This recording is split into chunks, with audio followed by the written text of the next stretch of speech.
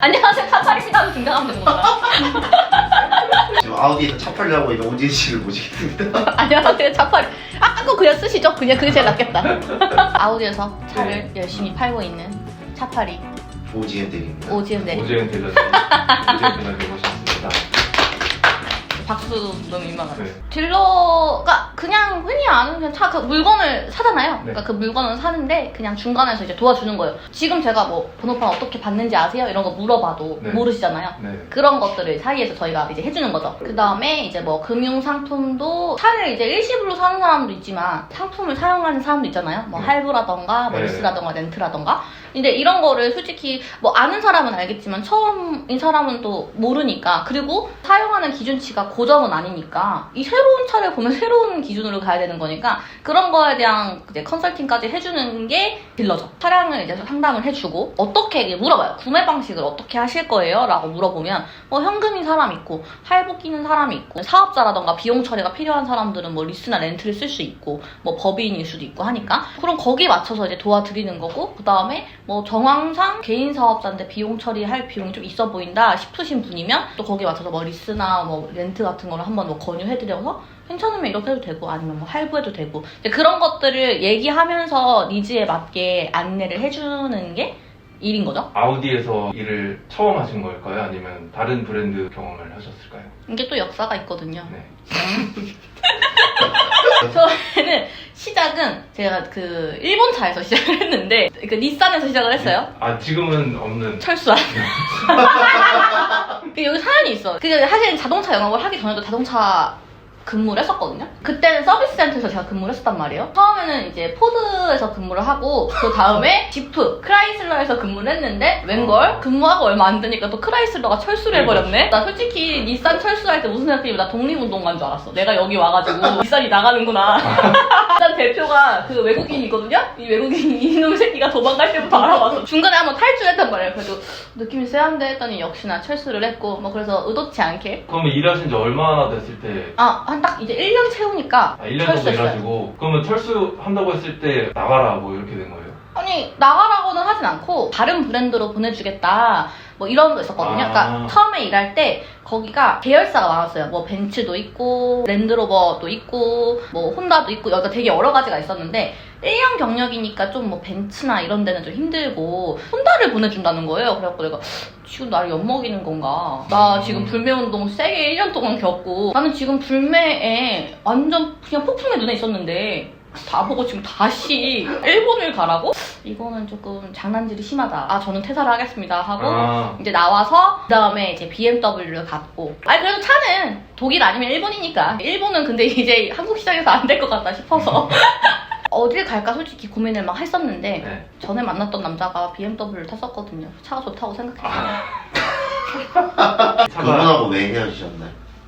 이게 또 사연이 좀 있긴 있는데 그 사람이 BMW 영업사원이었어. BMW에 갔다가 거기서도 한 1년 조금 넘었는데 지내보니까 열악한 환경이라던가 좀 힘듦이 있어서 그 아우디로 옮기게 됐죠. 뭔가 그 직원복지 이런 거랑 관련이 있을까요? 직원복지도 상당하긴 했는데 근데 이제 뭐 특정 회사를 뭐 이제 비하하려는 건 아닌데 자동차가 딜러사라는 게 있단 말이에요. 이제 예를 들면 한 브랜드에 어떤 코리아가 있고 그 아래에 여러 개의 딜러사가 차를 받아서 파는 거란 말이에요. 약간 어떻게 보면은 뭐 프랜차이즈 같은 거라고나 할까? 그 딜러사도 사이즈가 다 똑같진 않잖아요. 대기업이 있고 작은 데가 있고 하는데 딱 어정쩡한 회사에 들어갔었어요. 조금 애매한 거야. 예를 들면 진짜 작은 회사는 할인율이 세고 진짜 큰 회사는 할인율은 적지만 복지라도 좋고 고객들한테 여기가 지금 제일 큰 딜러사다. 너가 차를 샀을 때 제일 좋은 혜택을 받을 수 있는 데가 여기다. 이런 얘기를 할 수가 있는데 이게 어정쩡한 거야. 이것도 아니고 저것도 아니야. 사실 닛산에 있었을 때는 제가 닛산 자체에서는 제일 큰 데였거든요. 전반적으로 복지도 좋았고 그랬는데 큰 회사에 있다가 작은 데를 가니까 차이가 확 느껴지는 거지. 다른 회사들이 있는데 어떤 부분이 경쟁력이 있다고 생각해서 아우디로? 근데 있잖아요. 이게 솔직히 말하면 브랜드가 중요하지는 않아요. 이렇게 얘기하면 좀 그렇긴 한데 잘하는 사람은 어딜 가도 잘하고 못하는 사람은 어딜 가도 못해. BMW 갔을 때 나를 일본 차에서 왔다고 무시했었거든요? 근데 되게 웃긴 게 뭔 줄 알아요? BMW는 사고 싶은 사람이 차고 넘치는데 일본 차는 아니야. 그런 사람한테 차 파는 게 더 힘들어. 나는 내가 하고 싶은 말은 그거야. 어딜 가나 그거는 개인의 역량이고 능력치라는 거지. BM에 있든 벤츠에 있든 아우디에 있든 뭐 정말 다른 브랜드에 있든 진짜 어디서든 잘하는 사람은 잘하고 어디서든 못하는 사람은 못한다는 게 나는 그 얘기가 하고 싶은 거고 그 BMW 영업사원 닛산에 보내가지고 차 팔라고 하면 팔 수 있을까요? 못 판다니까? 그러면 예를 들면 난 520D를 살 생각이야. 근데 A6를 어떻게 그러면은 다시 내 걸로 유도를 해오는 그런 팁이 있니? 아니 그냥 520D를 팔면 돼요. 그냥 그 차도 제가 팔면 돼요. 제가 소개해드릴게요 하고 제가 팔면 돼요. 뭘 돌려? 그 사람이 니즈가 확실한데 왜 돌리려고 그래? 그냥 내가 그 사이에서 소개해주면 되지.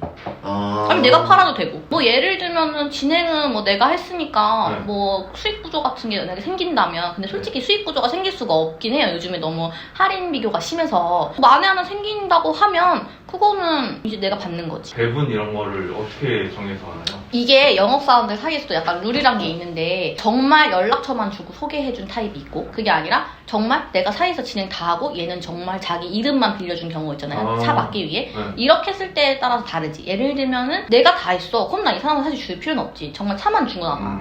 근데 그게 아니라 이렇게 했으면 이제 걔가 갖고 그냥 소개비 정도를 내가 좀 챙기는 거지. 그러니까 이 비율은 조금 다른 것 같기는 해요. 그럼 국산차하고 수입차의 그런 딜러의 차이가 있나요?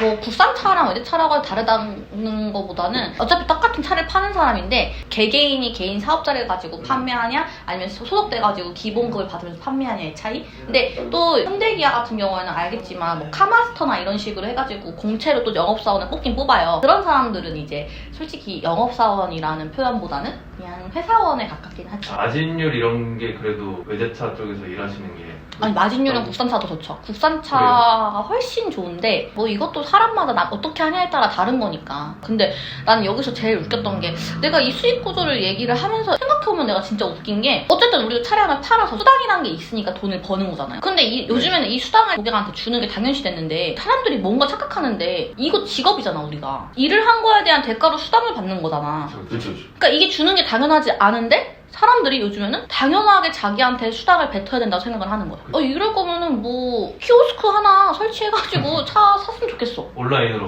아니 이게 내가 저번에 기사를 봤거든요. 이제 요즘에 온라인화가 많이 돼가지고 네. 온라인 샵에서 뭐 테슬라 봐봐 걔들도 뭐 그러니까. 없잖아. 그러니까 이런 게 많이 되는데 내가 기사 봤는데 깜짝 놀랐다니까. 그 이제 온라인 해가지고 동일한 가격으로 살게 할 거다 뭐 이런 기사에 베스트 댓글이 뭔 줄 알아요? 그러면 할인은 누가 해주니?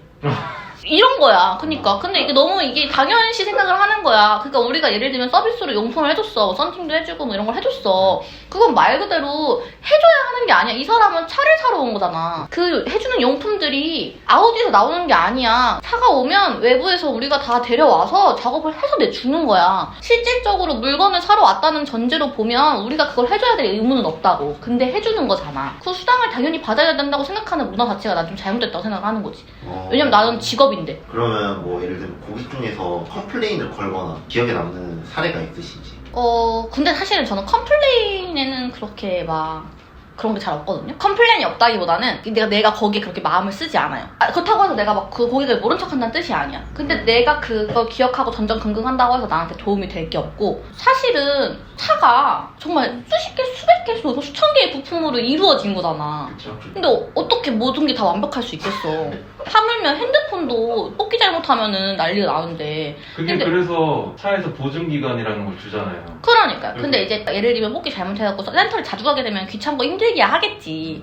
근데 어쨌든 내 잘못은 아니잖아요.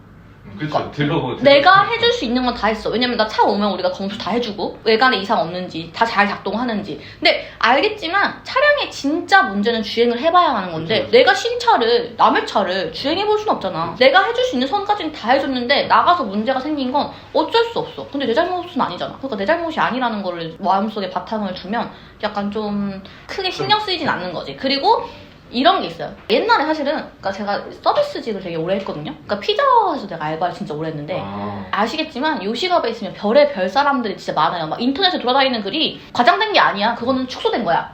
더 심해. 더 많아. 지금 2, 3만 원짜리 피자를 먹으면서도 이 난리를 치는데 차가 몇 천만 원인데? 어쨌든 기본 4, 5천 이상부터 시작하잖아. 그 얘기는 할 수는 있지. 그냥 왜 차가 왜 이래요? 라고. 그냥 그거 들어주고 최대한 그냥 서비스 센터 잘 갈 수 있게 도와주고 연락 잡아주고 거기까지가 내 일이라고 생각을 하니까 그렇게 해주고 나면 당장 이 차 때문에 짜증은 나도 아 그래도 딜러님이 고생하셨네 이렇게 생각이 들고 소개도 나오고 하는 거니까.